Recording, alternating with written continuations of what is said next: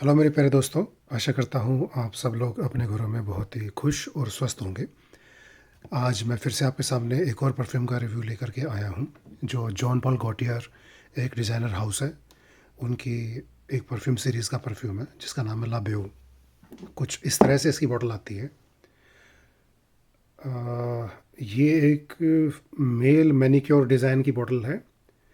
Bottle का structure काफ़ी अच्छा है, स्ट्रॉन्ग बिल्ट है और कुछ spice bomb Viktor and Rolf जो डिज़ाइनर हैं उनके परफ्यूम्स में जैसे आपको ये एक पेन देखने को मिलती है, कुछ इस तरह से पेन आपके इस परफ्यूम में भी आती है। अच्छा, मैं एक चीज़ आपको बता दूं, आप जब भी इसको परचेज़ करें तो उनका फ़ोटो जो उन्होंने अपनी वेबसाइट के ऊपर मॉकअप्स लगाए हुए हैं, उसमें जब आप इसको देखेंगे तो आपको लगेगा ये फुल बॉटल यहाँ तक भर के आने वाली है। उसके कलर में भी जब आप चेक करेंगे तो आपको लगेगा ये बॉटल नेक तक फिल है, बट ऐसा नहीं है। जब आप इसको परचेज़ करते हैं तो ये ऊपर से थोड़ा सा खाली रहता है, तो इस चीज़ का आप ध्यान रखिएगा। कहीं आप परचेज़ करने के बाद सोचें कि ये स्पिल्ड हो गया बॉटल में। एक कैनिस्टर टाइप का ऐसा कैन आता है, आपको लगे उसमें स्पिल हो गया है, उसमें थोड़ी खुशबू रहती है तो कहीं ना कहीं आपको लगता है कि स्पिल उसमें हो गया होगा।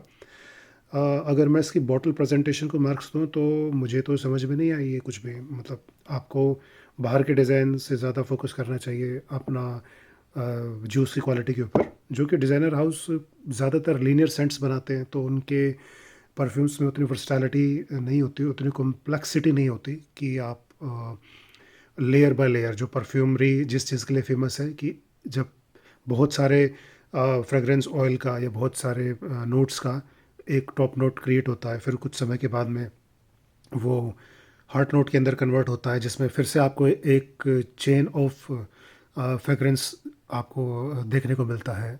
फिर उसके बाद जब मिडल नोट्स आपके फेड अप होंगे तो एक बेस नोट आपको टेक ओवर करेगा जो काफ़ी लंबे समय तक लिंगर ऑन करता है। उसमें भी बहुत सारे फ्रेगरेंस ऑयल और कॉम्प्लेक्स तरह के बेस फ्रेगरेंसेस होते हैं, बट डिज़ाइनर हाउसेस के अंदर ऐसा नहीं देखने को मिलता है। इसीलिए आज के भी इस परफ्यूम में आप देखेंगे कुछ ऐसा ही है। अ, अब बात करें इस परफ्यूम की कि इसको किसने बनाया है, तो मैं आपको बताऊं, इसको क्विंटन बिश और सोनिया कॉन्स्टेंट ने मिलकर के बनाया हुआ है।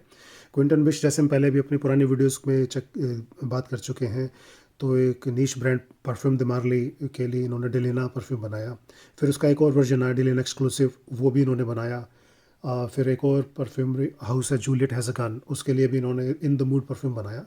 ये तीनों परफ्यूम बहुत अच्छे हैं। वैसे इनके कैटलॉग में काफ़ी सारे परफ्यूम हैं जो काफ़ी रेनाउंड परफ्यूम मार्केट में लोगों को पसंद है। अब जो साथ में इनके को परफ्यूमर हैं सोनिया कॉन्स्टेंट, उन्होंने भी काफ़ी अच्छा काम किया हुआ है। जैसे हर्मेस एक ब्रांड है, उसके लिए उन्होंने तेर द हर्मेस वो इंतांस एक उनका परफ्यूम है वो बनाया। फिर नर्सिसो रोद्रेज के लिए उन्होंने नर्सिसो ओदे परफ्यूम बनाया।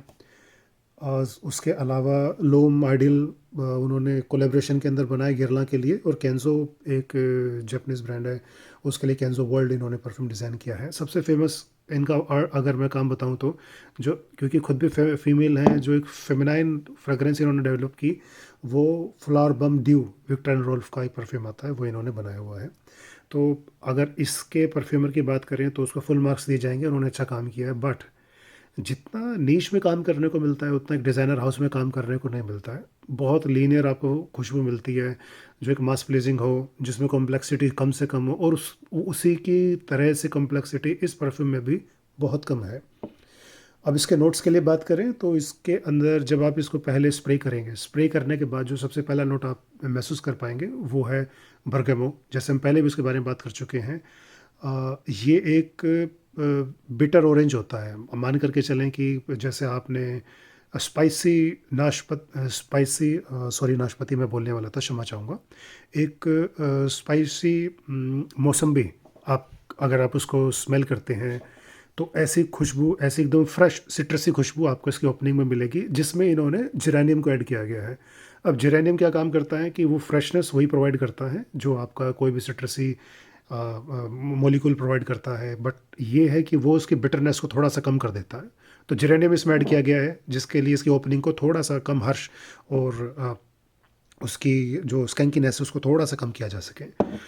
लगभग 1 घंटे के आसपास जब ये परफ्यूम हो जाएगा आपकी बॉडी के ऊपर, तो 1 घंटे के बाद में आपको जो मिडिल नोट्स जब इसको टेक ओवर करेंगे तो उसमें कोकोनट वुड आपको महसूस करने को मिलेगी।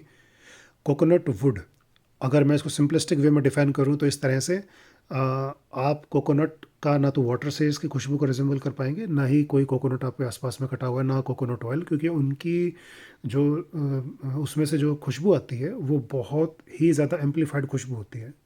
अब अगर उसके ऊपर जो जैसे पूरा एक पका हुआ कोकोनट के ऊपर जो खोल हो जाता है ब्राउन कलर का, आपने देखा होगा, आप उसके आसपास से जब गुजरें या अगर वो आपके घर में रखी हुई हो तो वो जो खुशबू है वो आएगी, मतलब बहुत प्रोमिनेंट कोकोनट की खुशबू नहीं आएगी, उससे कम आएगी। तो ये नोट एक यूनिक नोट आपका इन्होंने इंट्रोड्यूस किया इस परफ्यूम के साथ में, जो और फ्रेशनेस को ऐड करता है।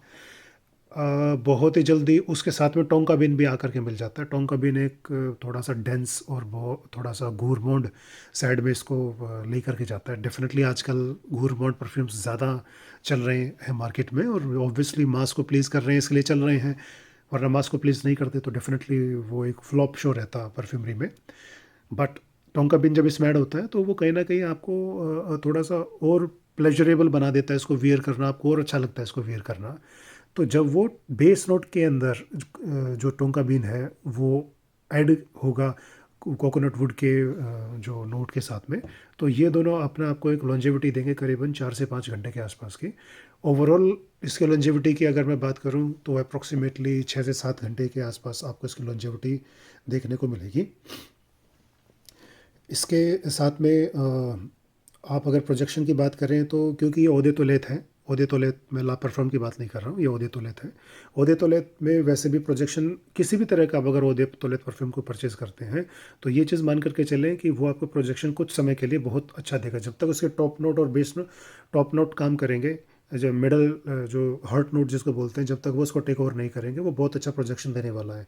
तो हमने जैसे टॉप नोट की बात करी तो वो 1 घंटे के आसपास में आपको मिलेगा प्रोजेक्शन, इसका कम से कम आपको 1 फीट के आसपास आपको मिलेगा। सियाज की अगर मैं बात करूँ तो अगर आप इसको ओवर स्प्रे करते हैं, जैसे आपने इसको 8 से 10 स्प्रे आपने इसको कर लिया, और अगर आपने अपने दोनों पैरों में भी आपने इसको स्प्रे किया, तो जब आप वॉक करते हैं तो सियाज क्रिएट होता है अगर आपने परफ्यूम को अराउंड द नेक में स्पेशली पीछे की तरफ लगाया हुआ हो। और साथ में अगर आप और ज़्यादा अच्छा प्रोमिनेंट एक सियाज देना चाहते हैं कि जैसे ही आप वॉक करें तो आप एक ट्रेल छोड़ करके जाएं, तो आप अपने नी के पीछे वाले एरिया में इसको लगा सकते हैं। 2-2 स्प्रे आप वहाँ भी कर लेंगे अपने कपड़ों के ऊपर तो ये अच्छा सियाज क्रिएट करेगा। नंबर ऑफ़ स्प्रे मैं रिकमेंड करूँगा 4 लगाइए अराउंड द नेक, क्लॉथ्स पे लगाना अवॉइड कीजिए, क्योंकि कभी भी नहीं पता होता कौन सा ऑयल इसमें यूज़ किया गया है जो आपके कपड़ों को ख़राब कर सकता है। आई आई एम नॉट श्योर कि इसमें लाबेऊ जो बेऊ वर्ड इसमें यूज़ किया गया है उसका फ्रेंच में मीनिंग मैं आपको बता चुका हूँ नहीं, बट अब मैं आपको बता देता हूँ। लाबेऊ का मतलब हुआ ब्यूटीफुल, तो ये एक ब्यूटीफुल सेंट है, उसके तरीके से उन्होंने बिल्कुल इसमें काम किया है। 10/10 उसमें इनको मार्क्स दिए जाएंगे क्योंकि एक ब्यूटीफुल परफ्यूम है, एक तरीके से यूनिक डिज़ाइनर क्रिएशन है।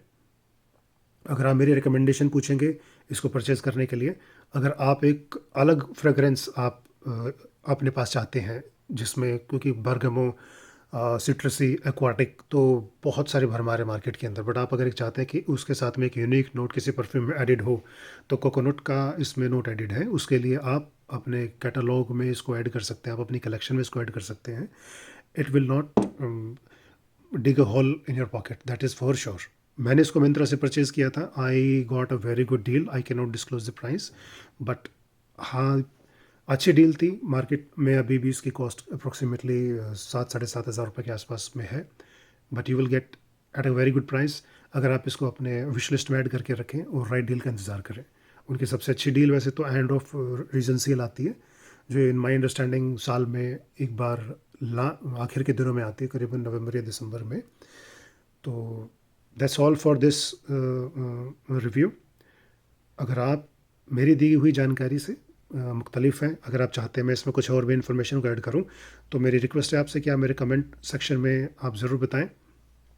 मैं कोशिश करूंगा, पूरी कोशिश करूंगा कि आगे से उन चीज़ों को भी और मैं ऐड कर लिया करूं अपने रिव्यूज़ के अंदर। अगर आपने मेरी वीडियो अभी तक यहाँ देखी है तो उसके लिए मैं तहे दिल से आपका शुक्रगुजार हूँ। आपको अगर मेरी वीडियो अच्छी लगती है तो आप प्लीज़ मेरे चैनल को लाइक और सब्सक्राइब करें, ताकि मैं और से और वीडियोस आपके लिए लेकर के आता रहूं अपने परफ्यूम कलेक्शंस में से। आज के रिव्यू में केवल इतना ही। Thank you so much and God bless.